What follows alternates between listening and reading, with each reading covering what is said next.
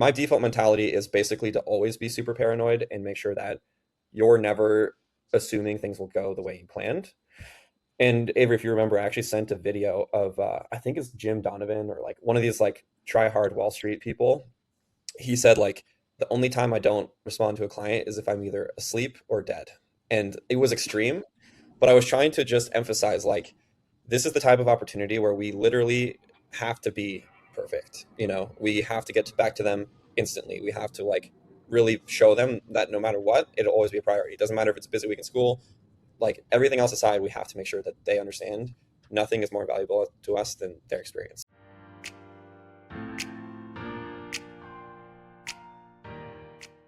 Welcome to your Campus Manager Fresh Prince podcast series. I'm Santi, your host, and we have two amazing guests today, Wiro and Avery. Welcome to the show. How are you guys? Doing good. Thanks for having us. Yeah, thank you. Yeah, we'll quickly introduce our guests today. Wiro, you're a business development manager at Fresh Prince. Quickly let us know who you are, what you do as a BDM. Sure. Yeah, my name is pronounced Wiro, but it's spelled with a W. I was born in Amsterdam, so it didn't really translate to English, but we make it work. And I was a campus manager for 4 years, and then I transitioned into the business development manager role. So basically what that means is I oversee 16 different schools and around 60 campus managers to make sure that everyone on my team has the tools and the resources they need to be able to kind of run Fresh Prince like it's their own company and do the best they can to give the clients an amazing experience. Yeah. How long were you a CM and how long have you been a BDM for? So as BDM, I've been a BDM for 4 years, and I was also a CM for 4 years, for all 4 years of college, I should say. So how many CMs do you have today? I have, let's look, 54 right now.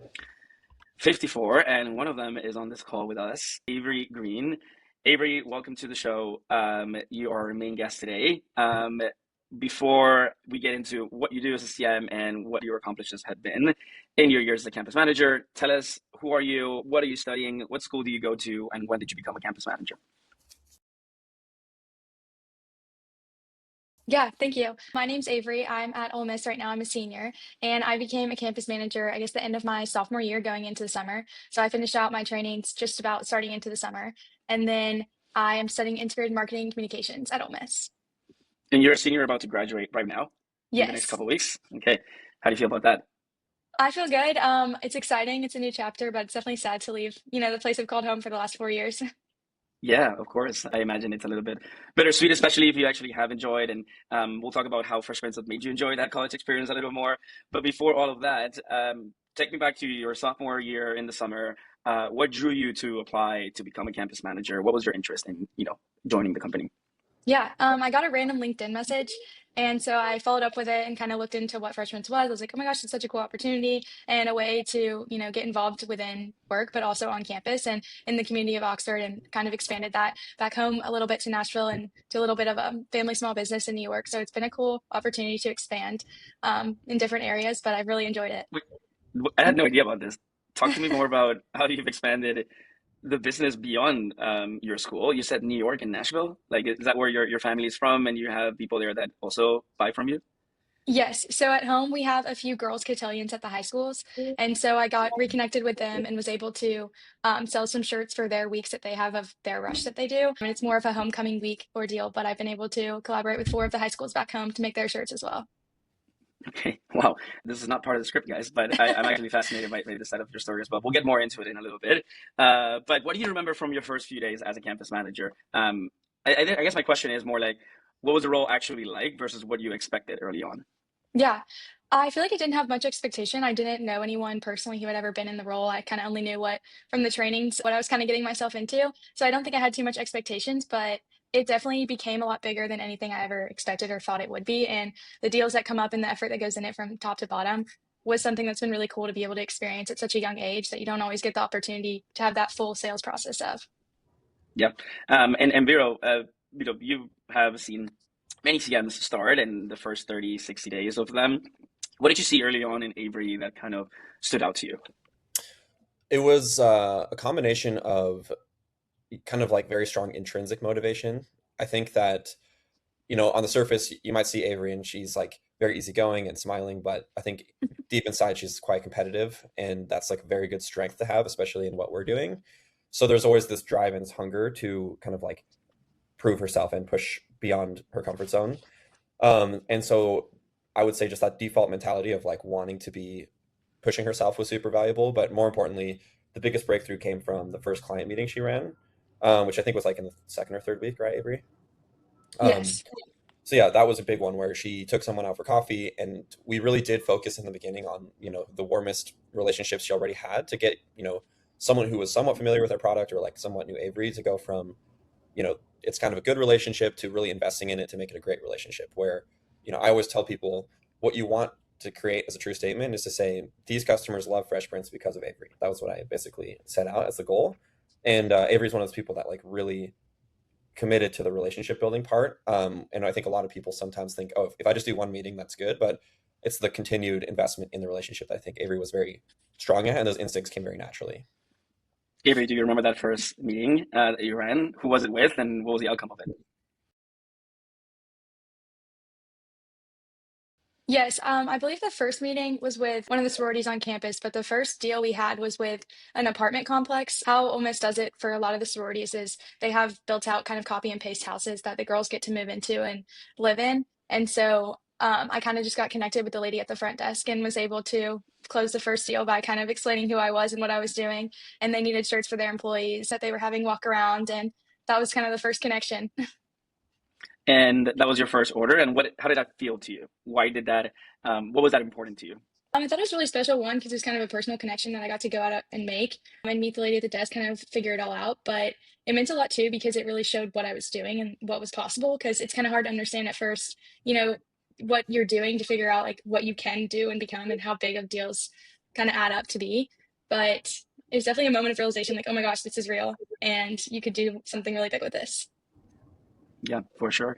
I think it's important for CMs out there to get to that first order as soon as possible. It's really what gives you momentum to build on from there. And it kind of the things that you were taught in training and that your BDM tells you that you're like, well, I don't know if this is going to work. Like texting somebody so many times or like being so persistent. And but when they do happen and they do take place, that's kind of like the validation of everything, right? Did you feel at that point like you were more confident in yourself? And what did you turn that confidence into? How did you expand your business from there?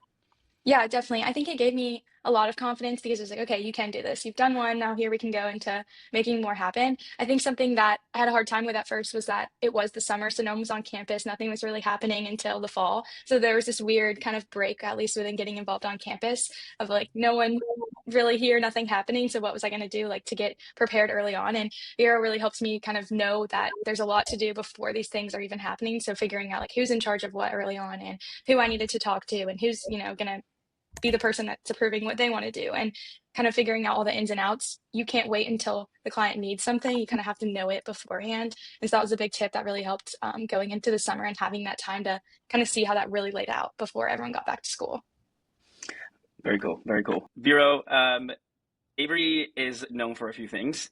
Before we get into the main reason why she's on this podcast today, which is a $100,000 order with Ole Miss Panhellenic Council, if you had to pick, one to two things that she's known for with her clients, what would those things be and why? Let's see. I would say more recently, like a very deep commitment to our principle we have of starting and ending with the customer. When it comes to, I think in the past, a big learning curve was everyone pretty much underestimates how many different stakeholders there are in an organization. And I think in the past, Avery had done a great job getting like the main merch chair on board. But it was only like until almost it was too late that she realized, oh, actually, it's this other team that like also has a big say. So what I thought was a big highlight is this time around, she really was super organized going into that transition period and really went out of her way to make these individual relationships and build trust across like the entire exec team. So just like starting with that, but then ending with the customer, there's some pretty complicated orders that we had to work through where we had like a completely custom garment we had to create from scratch. And it's a lot of back and forth with logistics and a lot of like really staying organized. And, the client doesn't always understand what's going on behind the scenes. Like they just want the quick answer. So being able to navigate, giving the client that really delightful experience, but also behind the scenes, like really putting in those extra hours to make sure that the final product is good and we're getting pictures and we're getting samples and all of that. I just think that commitment after the meeting where all the things that we promise are coming true And when there's a pretty tough thing you have to navigate, like sticking to it all the way into the finish line. And the result is like we got the client a great deal, a product they're excited about, and it all worked out in the end. But I think that just that long runway between initially making a connection and when the order actually comes in, I think it was like 4 months went by basically. And I think a lot of people, like Avery was saying, they wait too long, where they're like, oh, recruitment, they probably don't think about that until June. And if you were to wait till June, the order has probably been placed for months, and they've been thinking about the order for like 6 months. So I would say like those are two of the biggest highlights from a relationship building piece, but also like a follow through after the meeting so that we actually get the result we need. Yeah. It's I think planning is a subject that is sometimes overlooked by a lot of CMs. That these massive orders that we're about to talk about, one of them with Avery, happen within a 2 week to a month span, and that's not the case really. Like it's really about touching base with the client so far ahead that when it does come down to executing it, it's almost already executed. It's just you just need to finalize the last few details and go with it. And that's so important for CMs to succeed. They always bring up like these VIP client meetings that we host and these planning calls with customers way ahead of where when and where the order is taking place. So Pananelic Council, or I don't know what it's called at Ole Miss, Avery, you can fill us in. You placed a massive order with them in recruitment season last year in 2025, or over $100,000 in a single order, if I'm not mistaken. How did this first opportunity come up? Why do you think they ultimately trusted you to take this on, as a campus manager, your clients, I mean? And, we'll get into how the entire process unfolded from there. But initially, how did that all come about with that client? Yeah, so early on, Vero and I met with them on Zoom pretty early, kind of explained who we were, how we worked with them in the previous year, and right again, like asking those planning questions early on. How many shirts do you need? About how many girls are there going to be? When do you need it by? Before kind of getting into the design and the fun things, because if you don't have like those questions answered at the back end, it's going to really add up at a time crunch. And so I think another big thing is kind of figuring out, those questions to ask early on because it helps all the things that come later be a lot, more efficient. But I guess coming to existence, Vero kind of set it up and was like, would you be interested in taking over an order this large? Here's kind of what it is and all the things. And then from there, we kind of just started attacking it. But How intimidating was that? Did you feel like you weren't prepared really for that, or you had no doubts? I was excited. I definitely wanted to do like the best I could for them. Obviously, it's like a big order and they have a lot of options. It's not like it was a direct answer that they were going to come to us. There's a lot of things all in the spring that we had to do to make sure by the time summer came and school was over, things were in place for them. But Okay. Vero, did you see that she was under control the entire time? Did you have to give her a push early on?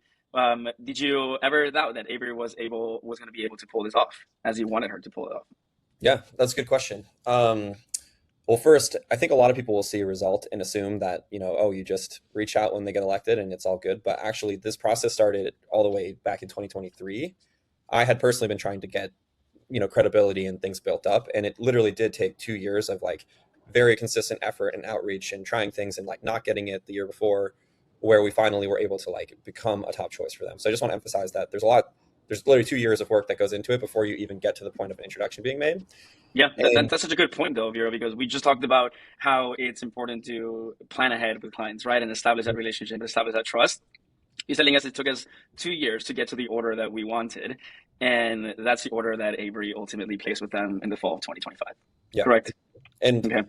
if you're not established as the top choice in within basically like a day of the team being appointed, and even before that, you need to be on really good terms with the previous team, where whether or not they order with you, they realize like it's about leaving the right impression. They basically need to be convinced that no one is more invested in their experience and having it go well than you. And that requires like an extremely long, and it's like a marathon. You really do have to like consistently invest in like the non-transactional touch points and those thoughtful things and just show them like I'm willing to go to the end of the earth to make sure you guys have a good experience. And like they need to actually believe you when you say that. You can't just like do like hand wavy stuff. So that was a big thing leading up to it. And then I had been pretty hands-on, like investing in the relationship and understanding the order and understanding the stakeholders.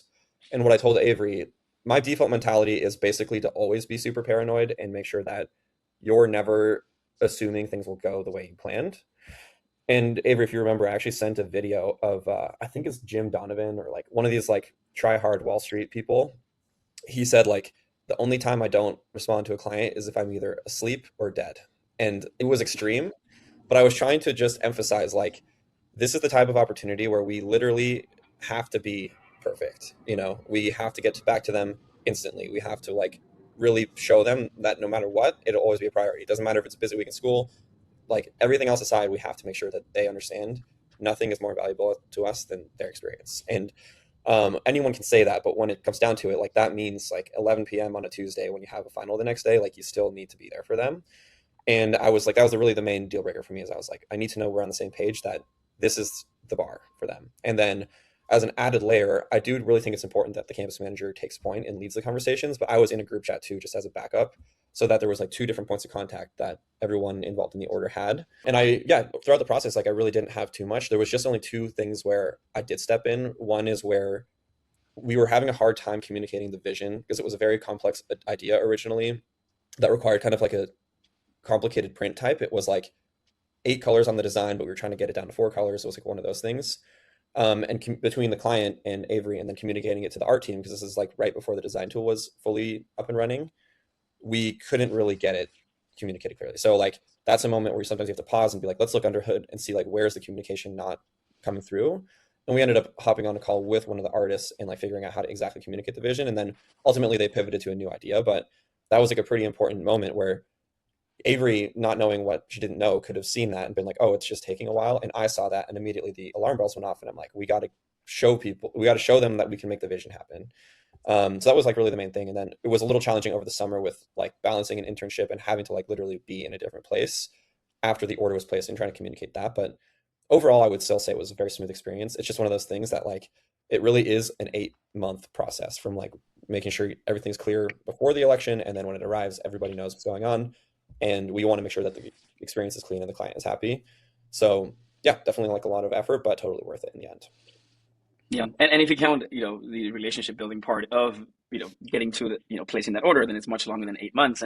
But Avery, I'm curious on your side of things. How does an order like that get to 6 figures? Just contextually speaking, I think it's important for the audience to know.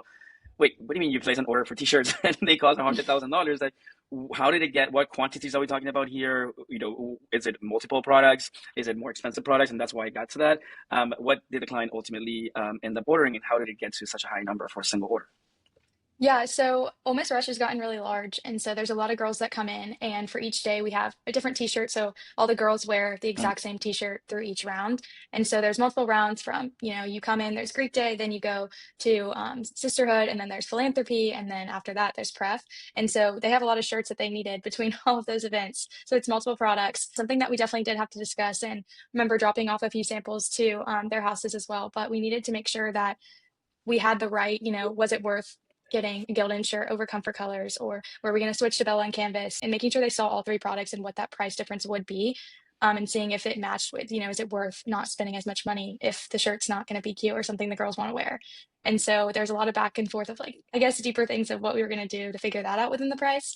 And then ultimately there is a lot of products, like different designs for each day. So it wasn't just one T-shirt. Yeah. But overall, just T-shirts, right? But we're talking about hundreds of girls here, so one per day for hundreds of girls. That's how we get to $100,000 plus. Yes, I think it's actually, correct me if I'm wrong, Vera, but I want to say, wasn't it like, how many shirts is it? Two over? I think it was thousands. Yeah. It But was like, I think they got like 1,800 new members that joined, and each new member got 2 shirts. And then there's a whole team of students that run recruitment. They're like the tour guides basically, and there's like 150 of those, and they also got 2 or 3 shirts each. So in total, it was like close to 5,000 units, I believe, that we did across Wow. everything. And we did some, tote bags and accessories and things like that as well. So it was like definitely a pretty complicated order. And I remember there was like over 100 different revisions that we did over those 4 months to get the proofs and the colors and everything completely matching what they wanted. Yeah. Yeah. Yeah. Would you guys, categorize or assess your handling of that order as perfect, Wiro, because that's how you wanted it to come out? Or talk to me about, some of the downs that we went through going through it.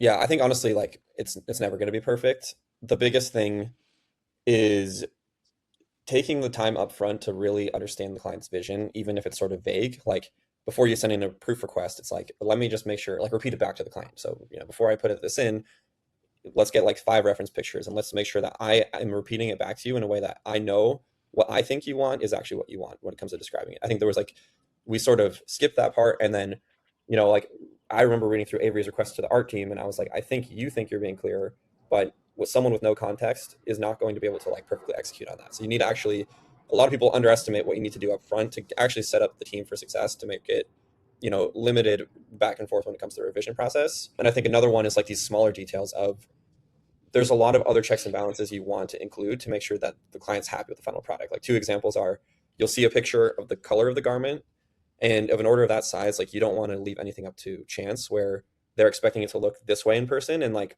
there's a slight mismatch of like how the digital rendering of the color looked versus the actual garment. So like sending lots of samples. In hindsight, I wish we had just sent every single color. We sent like 3, but they ended up ordering 8 colors, and like one of the colors turned out to be like slightly different in person than they thought it would look based on the digital mockup. And then I think the final thing is like, there are so many details that need to be confirmed after an order is placed. It was especially challenging because it was happening during all the tariffs and like craziness. So we actually placed it ahead of schedule for them. And it ended up being like in the queue, and it was like, it got like a little bit messy just from like a post placing to delivery.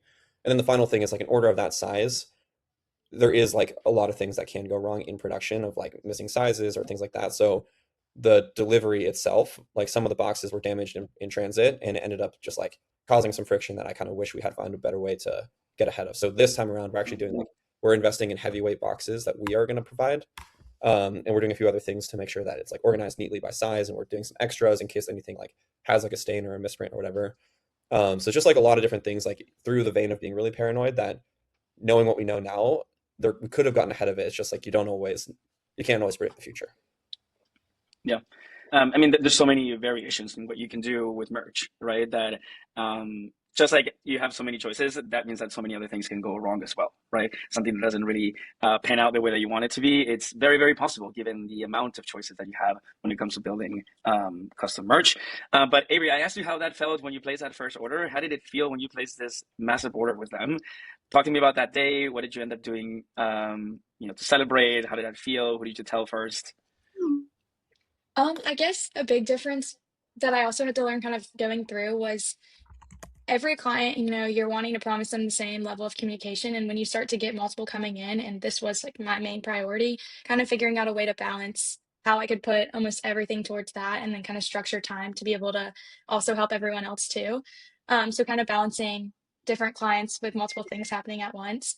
I guess the feeling after it, I feel like I had so much going on, honestly, in my life. Like I was about to move to a whole new place I'd never been to before for an internship in the summer. And there's a lot of like flying pieces going around. And then I was also helping a sorority on campus get some stuff that they needed really fast in, kind of last minute. And so I honestly just remember not even having too much time to think about it, but just kind of a lot of things to add up in the moment. Yeah, you're just in the moment, and even after you place that order, you kind of felt like you were still in the moment, right? Like Yeah, it I hadn't had gotten so much past left you to yet. do. Yeah, I imagine. But definitely a huge milestone for you. Something that got you a lot of recognition, nationwide, and that's true because you were featured in a magazine online, the Oxford Eagle, had an article about you. And I'll just read the subject line here: Ole Miss senior sells $250,000 worth of apparel. There's a picture of you there, and it talks about your work and what you do as a campus manager. How did this opportunity come about, and how did it feel to actually get interviewed and featured on a national platform like this? What ultimately, made you also like, accept the opportunity? What do you hope to get out of this as well? Yeah. I guess how it came about was I got an email and it was kind of asking like, "Hey, we'd love to feature you. Would you have time to kind of sit down and answer a few questions?" And then that was someone from Fresh Print, so I reached out to them, hopped on a Zoom with her, went through a few of the questions, and then from there she reached out to a few local newspapers and other organizations, and then I met with them and they kind of wrote just the story from there. But Yeah, and talk to me how it felt. Like, it seems like you don't really like to toot your own horn a little bit, but like, did you feel like did you feel like a star here? Did you feel like it was something that you had, at any point envisioned yourself doing as a college student? Did you have one of those aha moments where you're like, wow, I kind of made it. This is super cool. They're talking about me and all my work. How did that all feel to you? it was really rewarding. I think it was cool to be able to see everything kind of written out and be able to show the experience and the ability of what I have created and what we have done. And with the help of Fresh Prince, like, no, none of this would have been possible. So it's really cool to kind of take a step back and just look at it all on paper and be like, whoa, like that's a cool moment that kind of get to reflect on. I feel like the coolest part for me was like my family getting to see it and sharing it with them, and just having close people around me that honestly I feel like a lot of people didn't even know that I worked like what I was doing for work, I guess. Right. So it was cool to be like, oh wow, she actually is doing something. Right. It's like I always told you I was doing this, but you never believed me. Like we kind of had to put it on an article for you to truly believe and see what it's really all about. How has it been since that came out? Has it changed your path in your last couple of months in terms of like what you're planning to do after this, or who have you talked to as potential employers? What has it been like in planning the next steps for you in the last couple of months as you go into graduation? Yeah, Fresh Prince has definitely been a huge part, I feel like, of every single one of my interviews. Kind of bounced around, I feel like, this whole year of interviewing and going here and there. I actually have to decide by tomorrow what I'm going to do. But I'm really excited, and it's been fun to be able to kind of explain the process. I haven't really, I guess, sent the article to anyone I've been interviewing with, but rather just kind of talked about, I guess, more so what the article itself said and what I've been able to do with Fresh Prince. But I think it's probably something cool I could maybe send at the end of final rounds. Yeah. Hey, you just got this person hired. Congrats. Why did you have to make a decision by tomorrow? I have a If deadline you that don't I mind need sharing. to, no, yeah, it's Okay, you okay. have a deadline. Cool, cool, Yes. cool. Well, good luck with all of that. I'm sure wherever you land, be great. And as we kind of um, look back at your experience and everything you've learned as a campus manager, we kind of always like to ask, these very tenured, very experienced, very successful CMs, what kind of person, what kind of student are made for this role, right? And what do like new CMs struggle with, and everything. So, what do you think? Who do you think this role is really for, and who is this role really, really not for in your eyes? Yeah, I think you really have to be willing to make time, go out of your way, and you need to have a want to do it. It's not something that you're sitting back and getting paid hourly for. It's, what you do is what you make. So nothing really matters until you close that deal. And that's why I think that first deal is really important to close, because I remember kind of sitting back and we closed that first deal and I was like, it kind of felt weird because I knew this was more of towards the campus and towards more of university focused traditionally. And so then taking a step back, being like, oh, we can expand to, I could go back home and talk to the girls in high school about this, or I could Mm-hmm. also go to the apartment complexes, and, it's not just centered on that. But I think you just kind of have to be willing to be curious. You have to be able to want to keep working and keep doing. It's not something you can sit back and just let it work for you, for sure. Yeah. And as you grew into the role, how did you realize that you were that kind of person, that person that needed, that had what it took to succeed? Yeah, I think I saw it as a challenge and I really excited me. I was like, okay, like this is really cool. Here's the potential. I think Vero really was motivating and like this is what could happen for you, and like letting me know what was possible, so then it didn't feel so unrealistic. And even though I didn't really know much about Fresh Prince prior or heard of it on campus too often, but the potential of what's happened at other campuses and what I could make happen here was really exciting, and something that I was like, yes, I want to do this and I want to be the person who can make that change. So that was definitely a moving point for me. Yeah. Vero, your take on that? Yeah, I think that there's for every campus manager, there's kind of a like taking the leap moment, you could call it. And I think it's, when you reach the point where you're looking at your results and you're like, okay, I know conceptually what my best effort looks like, and I know what it would feel like to enter this meeting with my BDM and be very proud of the effort I've put in, regardless of like what results you got. I think it takes having a week where you're like, I am really proud of the effort, and just being like, that's how I want to feel every week. Uh, and a big part of that is you need some kind of long-term goal or dream or something to connect it to that's deeply personal, because you're not going to feel motivated in most weeks, especially the weeks that really count, where it's finals and like your clients need stuff from you and you have a lot going on with your sorority, for example. You need something where you're like committing to these habits and this behavior and this identity even could be the difference between having two job offers lined up or not, or the job offers I do have lined up could be like my dream job versus, settling for something. And I think if you want extraordinary results in college and you want to be like the stellar candidate, you're going to have to do things that are above average that most people are not willing to do. And I think like in the moment, it's not actually difficult stuff. It's just fully committing to it for years that most people run into trouble for, because they still kind of view it like a job and not like a this is who I am now. I'm the type of person that attempts to run six-figure businesses. And I think it's like basically the sooner you fully commit and you actually believe there's a version of yourself that can get that result, then until you fully commit, I don't think anyone's ever hit that milestone without some level of belief. And then obviously like the confidence that comes along with it is reinforcing because you get those small wins, you get the meeting, you get the high effort weeks, and then you start to see that your capacity to do hard things is actually growing. Yeah, and it sounds so simple, right? Like simply commit, like commit and you'll be fine.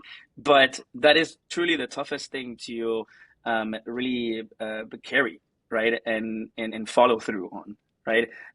You can commit for a week, but how's committing for 3 years on this, right? Avery, like what ultimately, going off of Viro's point, like what ultimately convinced you to commit? Like why did you know why you joined? You said you got a random LinkedIn message, it sounded interesting, you kind of wanted to get into it. But just to wrap all this up, like what ultimately made you commit? What was on the other side of this exchange that you were like, this is cool, I want to achieve this because of X, Y, and Z? Yeah. I think that there was a big part for me was like figuring out with clients what they were missing and kind of the pain points of like why they were struggling with other companies prior and being able to help them. I talked about this the other day on one of our calls with our group that we had, but like a big why for me is like you're not just here to sell things to people. Like you're like I really came on being like, okay, they're having to wait 2 weeks to hear back from, the artist at somewhere else, or, being able to hear back from people to have designs and their event might be in 2 weeks, so they needed it that day. And as college kids, we don't really have a consistent schedule. Everything's kind of all over the place. Events are different every single week. So being able to be a sounding board and just like actually being there to help them was super cool for me to just kind of be like, hey, like FaceTime me, text me, you can call me. I'll always answer, like be here to help, solve those problems if you need that proof within X amount of time or, start something's fast, like how can I help you? And that's like a big difference. It wasn't just like, okay, what am I here to sell? It's more like how can I help all of these people be able to make this process so much more efficient and easy for them. Yeah. And that's amazing. And that's spoken like a true salesperson where like the focus is on the client. I want to make them happy. But what was in it for you, Avery? Like what was in it for you? What motivated you to commit from a personal benefit point of view? I think a really cool part for me is that a lot of this you can kind of work from anywhere. I feel like as a busy person, even though, if I'm at lunch with friends, like I can go to the bathroom for 5 minutes, answer my text, or like answer a call and help be able to figure things out. And that was really cool for me, able to have a job that wasn't, okay, I have to get up and I'm here from 6 to 12, or, it wasn't necessarily a time slot, but it's more of a job that's all the time, I guess you could say, but it's also on your time where you can kind of figure it out on your own schedule. And that was like a big why of why I love Fresh Prince too. Cool. Thank you so much for joining, Vero. Avery. It was lovely meeting you, Avery, as well. Good luck with your applications and hope that you'll get the opportunity that you want out of college. And then, yeah, for you, everyone out there, we'll talk to you next time. Thank you so much. Thank Sounds you. good. Bye, guys.